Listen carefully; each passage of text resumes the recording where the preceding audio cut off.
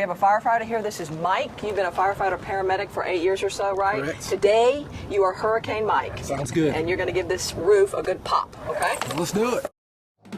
After Andrew, Hurricane Andrew, for those of us that remember, a horrible storm, we learned an awful lot. Dade County Code changed a whole lot of things to make things a lot tougher, a lot stronger. For instance, instead of using staples that we were able to use before, Right. now we actually have to use nails. And we saw Miami-Dade Code by far the strongest in the country. Look at that. Look at the shingles, Randy. And we're talking about a fire hose now that was placed close to this thing, but it's all falling apart now. See, if this had been a hurricane, you would have saw possibly the decking, everything just coming right up and over.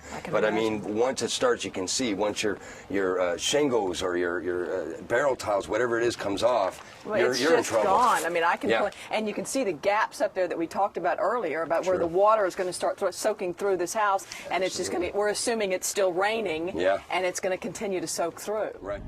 When I saw the damage that was inflicted on my neighbor's home when Charlie passed, I really felt that, I did the right thing. I got the biggest bang for my buck, and so I'm glad that we had the foam seal application applied to this house. Okay, we flipped over the roof that had the damage done to it, and this is a very scary thing for me personally. Look at the daylight, Randy, that you're seeing in here. Oh, yeah. And the gaps you're seeing from where those shingles were torn off by that fire hose.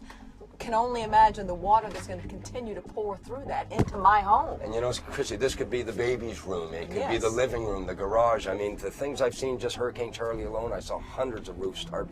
This is a major issue. So you have to think about not just a rain shower, it could be a tiny shower. We have a garden hose. You want to try and see what just a garden hose does after these shingles have been ripped off. The water that's going to continue to pour through here on major appliances, on things like that. This is what happens without foam seal.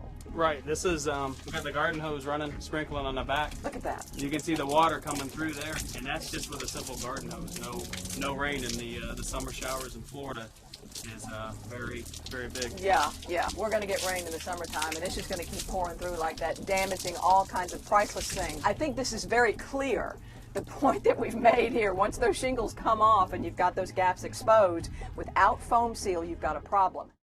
Okay, now we're going to see how this product really works. We're going to do a full installation of foam seal while you can watch to see how effective it is.